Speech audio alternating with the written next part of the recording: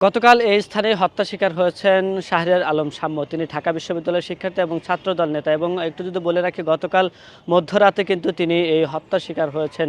এবং তার সহপাঠীরা যেটি জানিয়েছেন যে তিনি মূলত মুক্ত মঞ্চ যেটি রয়েছে এই সোহরাওয়ার্দী উদ্যানে, এবং সেই মুক্ত মঞ্চে থেকে কিন্তু তিনি মধ্যরাত 12টার দিকে প্রায় 12টার দিকে কিন্তু তিনি এই যে সোহরাওয়ার্দী উদ্যান, এই সোহরাওয়ার্দী উদ্যান থেকে কিন্তু তিনি তার যে ক্যাম্পাস, সেই ক্যাম্পাসের দিকে কিন্তু যাচ্ছিলেন। এবং এরই মধ্যে কিন্তু ঠিক এই জায়গাতে কিন্তু অজ্ঞাত ব্যক্তিদের সাথে কিন্তু একটি মোটরসাইকেলের সাথে সংঘর্ষের ঘটনা ঘটে, এবং সেই সংঘর্ষের ঘটনাকে কেন্দ্র করে মূলত বাকবিতণ্ডা হয়। এবং এক পর্যায়ে কিন্তু সেই অজ্ঞাত ব্যক্তিরা কিন্তু শাহরিয়ার আলম শাম্যকে কিন্তু ছুরির আঘাত করে, এবং তারপরেই কিন্তু তিনি এখানে কিন্তু মাটিতে লুটিয়ে পড়েন। এবং লুটিয়ে পড়া পরবর্তী সময় কিন্তু তার সহপাঠীরা তাকে কিন্তু উদ্ধার করেন, এবং সেই উদ্ধার করার পরে কিন্তু আমরা যতটুকু দেখতে পেয়েছি যে তাকে কিন্তু সেখান থেকে উদ্ধার করে ঢাকা মেডিকেল যেটি রয়েছে সেই ঢাকা মেডিকেলে কিন্তু নিয়ে যাওয়া হয়, এবং সেখানে কিন্তু চিকিৎসকরা তাকে কিন্তু মৃত ঘোষণা করে। এবং এর পরবর্তী সময় আমরা দেখতে পেয়েছি যে ঢাকা বিশ্ববিদ্যালয়ের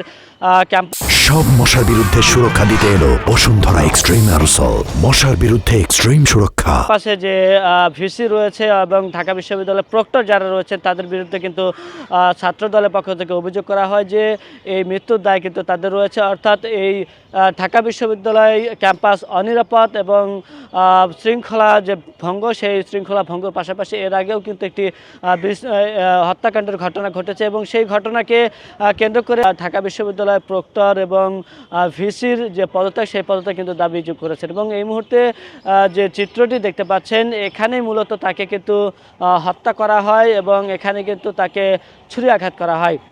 আরও যদি বলে রাখি যে শাহরিয়ার আলম শাম্য তিনি কিন্তু ঢাকা বিশ্ববিদ্যালয়ের স্যার এফ রহমান হলের যে প্রকাশনা এবং সাহিত্য বিষয়ক সম্পাদক ছিলেন তিনি।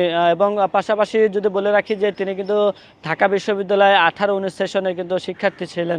এবং তার মৃত্যুর পরবর্তী সময় কিন্তু আইনশৃঙ্খলা রক্ষাকারী বাহিনীর পক্ষ থেকে কিন্তু সর্বোচ্চ ব্যবস্থা নেওয়া হচ্ছে। সর্বশেষ সংবাদ পর্যন্ত আমরা জানতে পেরেছি দুজনকে কিন্তু আটক করা হয়েছে, এমন তথ্য কিন্তু আমরা পেয়েছি। তবে আসলে তাদেরকে কোথা থেকে আটক করা হয়েছে এবং কিভাবে আটক করা হচ্ছে সেই বিষয়ে কিন্তু আমরা এখনও জানতে পারিনি। তবে তাদেরকে দুজনকে কিন্তু আটক করা হয়েছে। তবে এই ঘটনায় কারা দোষী এবং সেই সন্ত্রাসীগুলোকে কিন্তু চিহ্নিত করার জন্য আইনশৃঙ্খলা রক্ষাকারী বাহিনীর পক্ষ থেকে সর্বোচ্চ কিন্তু ব্যবস্থা নেওয়া হচ্ছে। দর্শক, এই মুহূর্তে আপনাদের সেই চিত্র দেখানোর চেষ্টা করছি যেখানে শাহরিয়ার আলম শাম্যকে হত্যা করা হয়েছিল, সেই চিত্র এই মুহূর্তে দেখতে পাচ্ছেন। দর্শক, আপনারা দেখছেন কালের কণ্ঠ, সাথে রয়েছে আমি আব্দুল হামিদ।